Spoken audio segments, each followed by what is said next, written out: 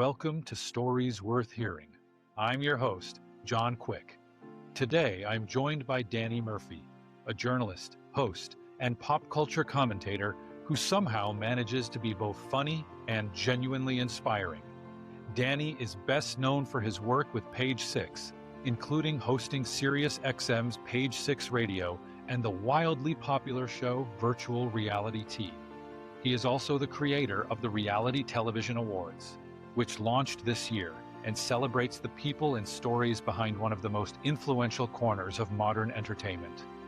In this conversation, we talk about how Danny got started, what he has learned from working in pop culture and media, how humor has played a role in his career, and what keeps him pushing forward creatively.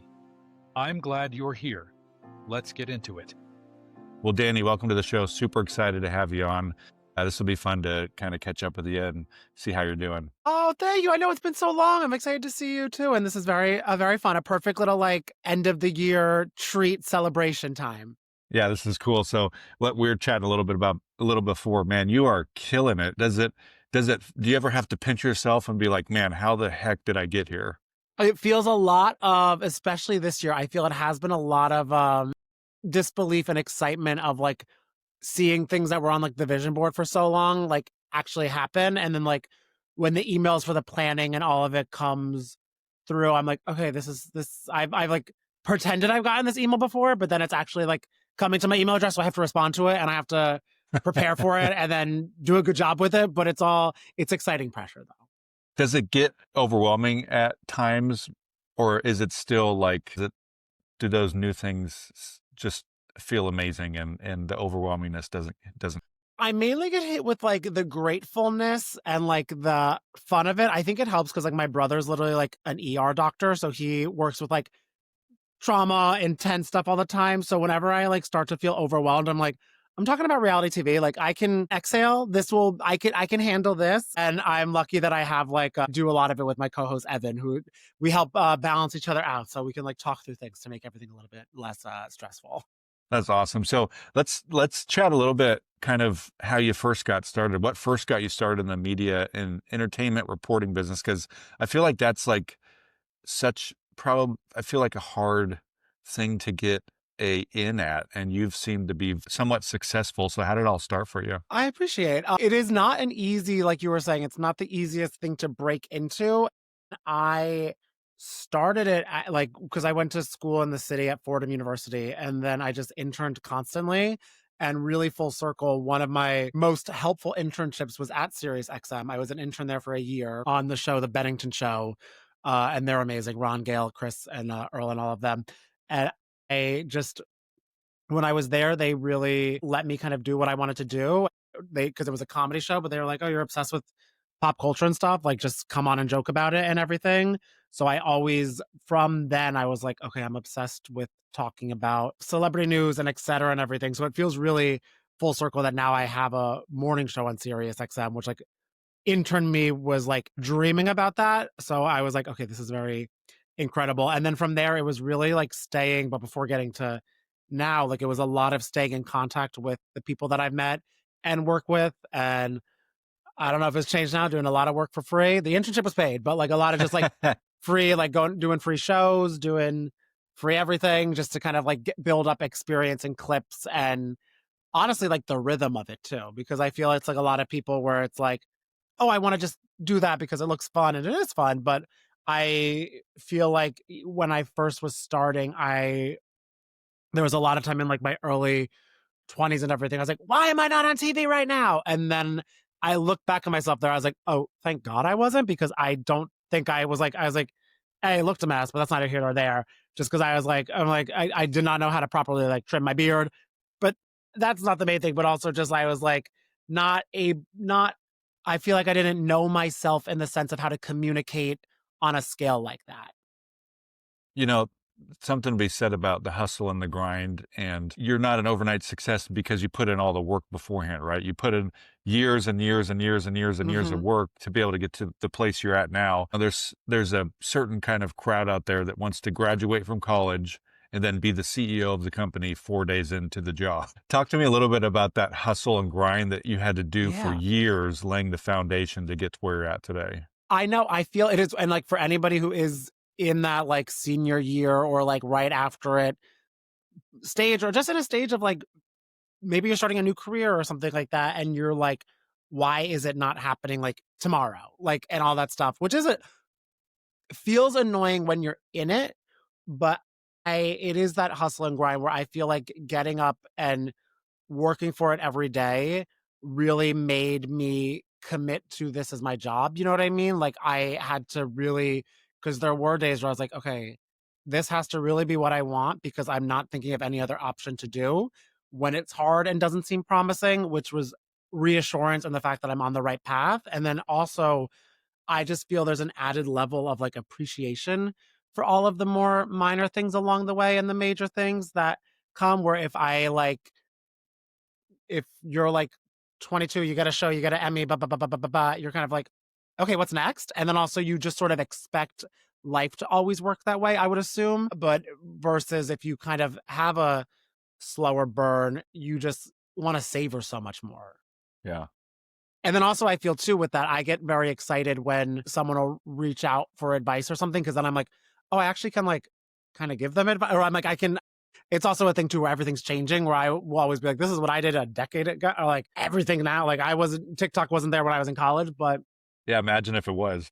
I know. Oh my, but also like, can I say I am so grateful for that? I was like, because I don't know about you, but my college days were fun. So I don't know if I would want all of my antics on TikTok.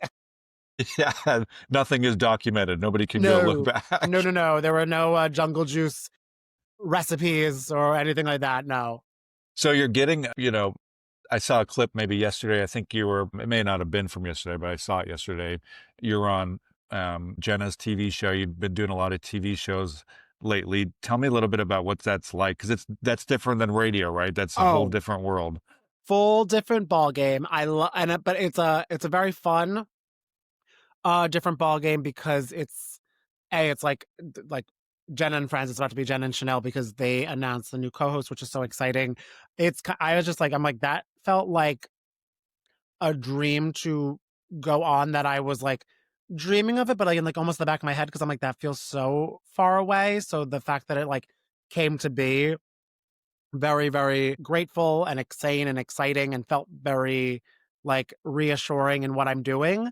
And it is such a different thing because it's like such a fun, quick moment, because the segment that me and Evan do for it, we've done it twice now. The Scoop, which is about like entertainment news and everything, it's like 3 to 4 minutes, but all the moving parts in it, it just makes me so appreciate what goes into TV productions and productions of everything. Because I mean, well, at Sirius, like we have a really, just on our show, we have a small but mighty team of like 3 to 4 people. And I'm like, everyone's doing their part, doing like 1,000 things at once. And then when you go over to like the Today Show, I'm like, there are like so many people running around. There's so like important. 300 people back there doing stuff. Yeah. And they're all in a great mood all the time. I do not know how, I mean, it seems like just like the most magical place on earth, because everyone is so nice and so sweet there. But it's kind of one of those things where I'm like, oh my God, it's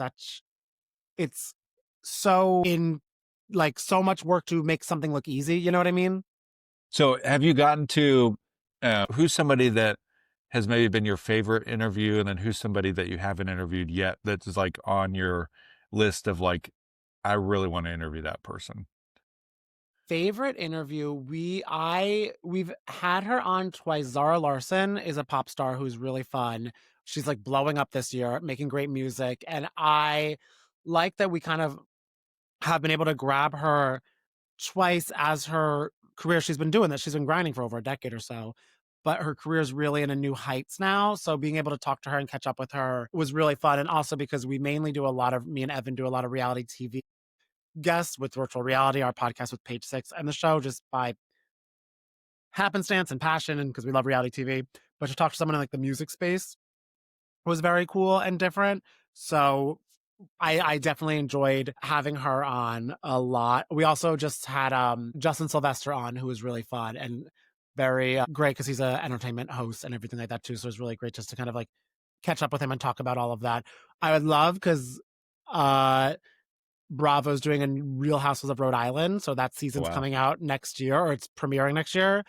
I'm very excited to talk to all those ladies because the trailer looks very good. I don't remember all their names, but I will once the show comes out, and I'm excited to get into that because I just love too that it's like kind of crazy because next year is like the 20 years of Real Housewives, and I'm like the fact that new housewife cities are forming 20 years in. I'm like it's such a very impressive.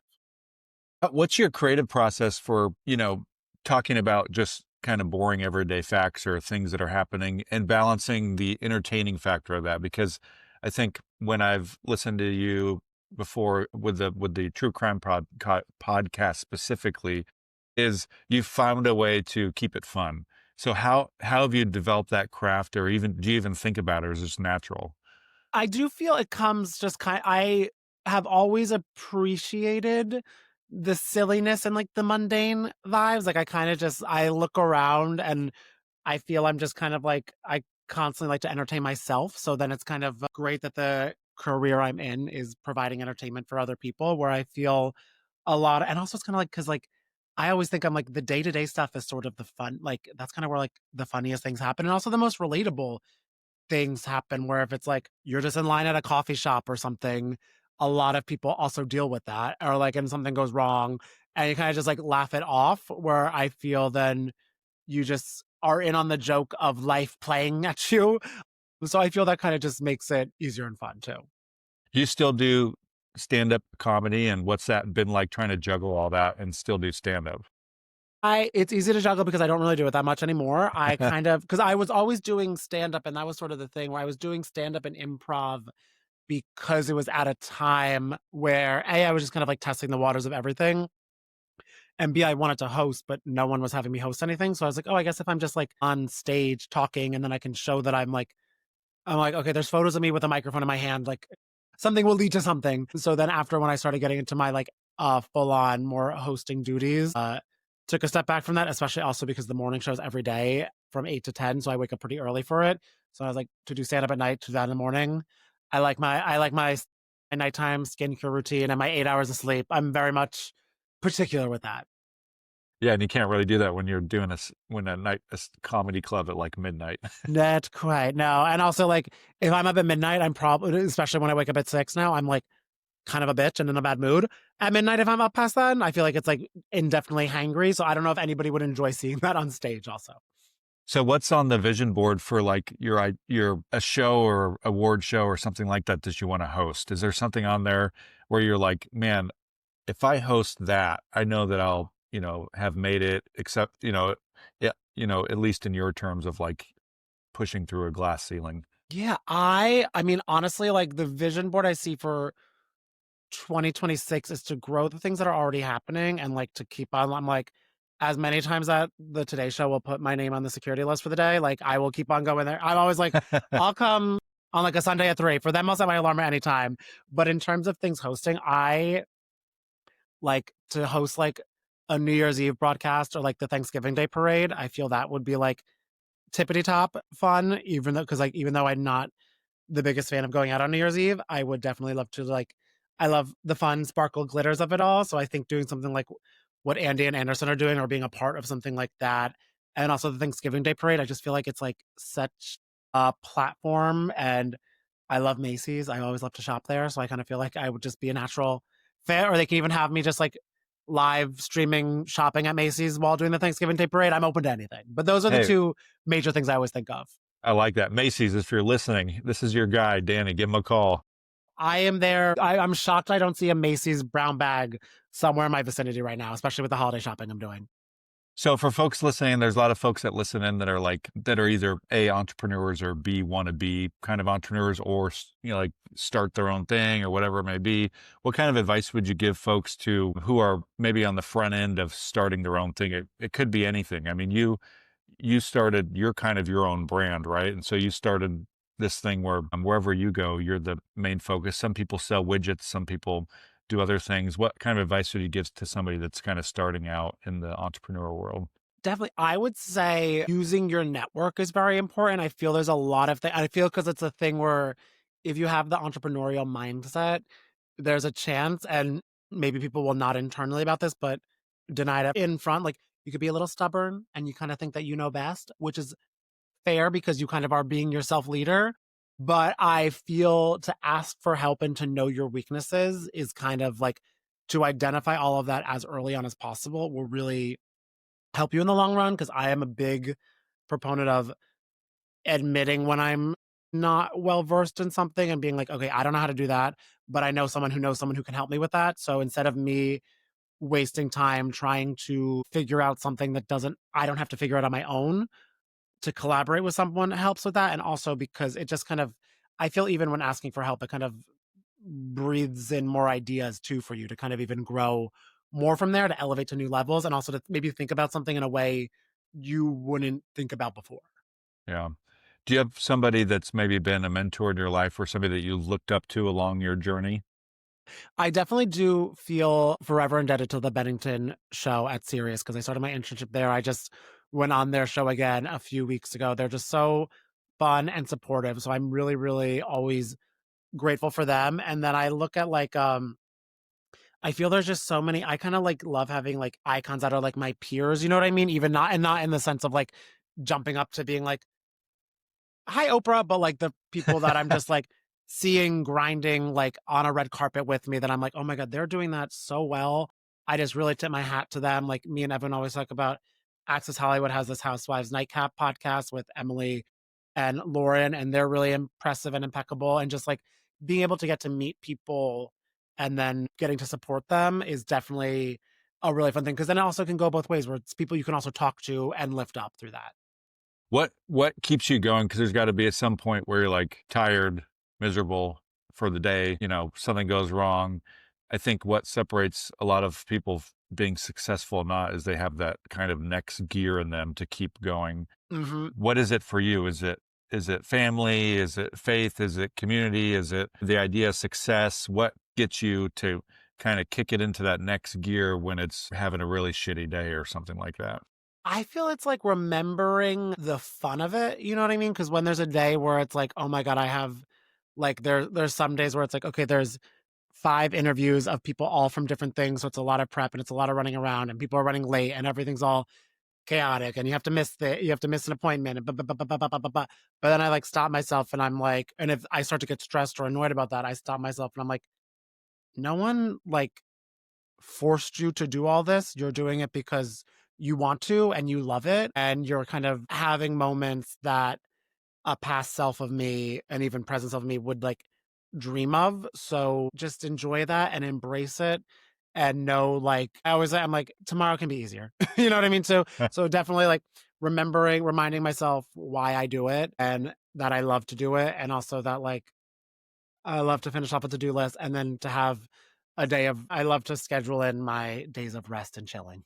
Nice. So what's the big goals for 2026 for Danny? Give me a little peek behind the curtain of what's going to happen in your world. Ooh, I definitely want to continue growing the morning Page Six radio show. I feel we have a lot of fun things coming up with that. And also the podcast, the virtual reality podcast, where we're looking to expand into like some bigger live events and another award show. We started one this year. Didn't you do an award show, right? This last year? Yes, or this which is year? very exciting. Yeah, the VRT Awards, which is so much fun. So we kind of want to like, now that we know all the moving parts of it for the most part, we want to like kind of like up the ante. Was there anybody else doing a virtual reality award show or were you the first one? This was the first one. So this was the first VRT award. So it was like a learning curve for everybody. It went so well, which is, we were all shocked by. We were like, okay, we didn't know we could, okay, this is great. So now we kind of want to take it to the next level.